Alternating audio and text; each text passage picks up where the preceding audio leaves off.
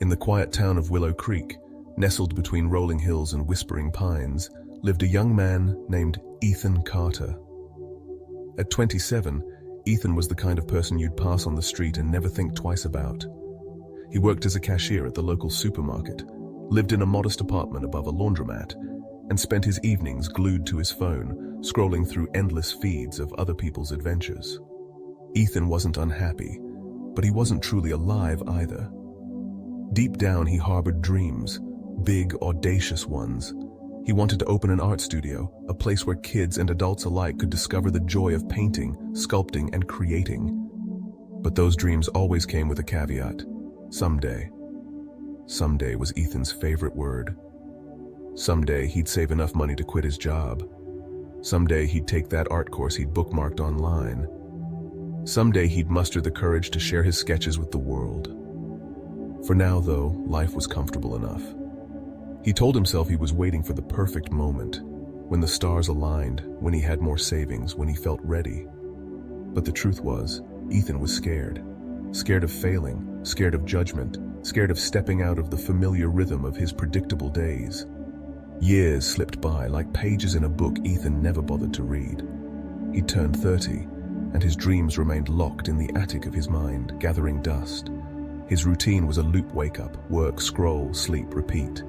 Friends moved on, some got married, others chased careers in distant cities, but Ethan stayed put, tethered to his someday. He wasn't lazy, he was paralyzed by the weight of his own excuses. One chilly autumn evening, everything changed. Ethan was closing up the supermarket when he got a call from his sister, Lily. Her voice trembled. "Ethan, it's Grandma Rose. She's in the hospital. It's serious." Grandma Rose was honestly the heart of their family. A sprightly 78-year-old with a laugh that could just light up a room and a knack for storytelling that kept Ethan and Lily glued to her side as kids. She'd always been Ethan's biggest cheerleader, slipping him sketch pads and pencils when his parents couldn't afford them, telling him, "You've got a gift, Ethan. Don't let it go to waste." Ethan rushed to the hospital, his heart pounding. When he arrived, Grandma Rose was awake but frail, her usual spark kind of dimmed. She smiled weakly as he sat beside her. "Ethan, my boy, I've lived a long life, but you know what I regret? The times I waited too long to do what mattered. Don't make my mistake. Time's a thief, and it doesn't give back what it takes." Her words cut through Ethan like a blade. That night, Grandma Rose slipped away peacefully, but her final advice clung to him. He couldn't shake the image of her eyes, pleading with him to live fully. The next morning, as he walked home under a gray sky, Ethan felt something shift. He was tired of waiting, tired of letting fear masquerade as patience, tired of wasting time. Ethan started small. The day after the funeral, he signed up for an online art course he'd been eyeing for years. It cost him a chunk of his savings, but pressing enroll felt like breaking a chain. Every evening after work, instead of scrolling, he watched lessons, practiced techniques, and filled sketchbooks with ideas for his dream studio. His apartment, once a shrine to procrastination, became a chaotic haven of paint tubes, canvases, and half-finished sculptures. It was messy, imperfect, and exhilarating.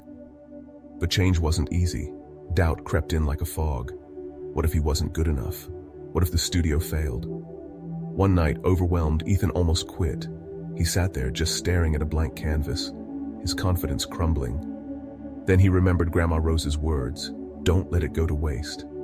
He picked up a brush and honestly painted through the fear, creating a vibrant mural of Willow Creek's hills, a tribute to the town that shaped him. When he shared it online, the response absolutely stunned him.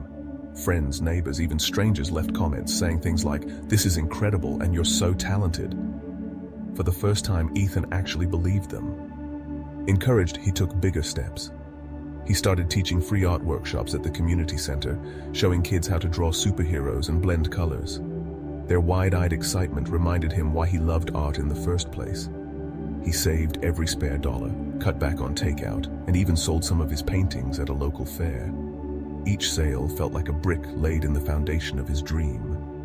2 years later, Ethan stood in front of a small storefront on Willow Creek's main street. The sign above read, "Carter's Creative Corner." Inside were easels, clay stations, and walls bursting with color. The grand opening was a whirlwind. Kids painted mini canvases, adults sipped coffee and chatted, and Lily beamed as she helped hang Ethan's mural. The studio wasn't perfect, the budget was tight, and Ethan still had plenty to learn about running a business. But as he watched a shy teenager sculpt her first clay figure, her face just glowing with pride, he knew he'd made the right choice. Ethan's life wasn't a fairy tale. There were late nights balancing books, moments of self-doubt, and days when the studio felt more like a gamble than a triumph. But he was no longer the guy waiting for someday. He was living his purpose, one brushstroke at a time. His story spread through Willow Creek, inspiring others to take risks. A barista started a bakery. A teacher wrote her first novel. Ethan's courage was contagious. Looking back, Ethan realized the turning point wasn't just Grandma Rose's words. It was his decision to act on them. Time, he learned, doesn't wait for permission. It slips through your fingers unless you grab it. He still missed his grandmother, but he felt her presence in every class he taught, every canvas he painted. She'd given him her final gift, a reminder to live boldly. So, if you're reading this, ask yourself, what's your someday? What dream have you tucked away, waiting for the perfect moment? Don't waste your time. The perfect moment doesn't exist. It's built through small, brave steps. Start today.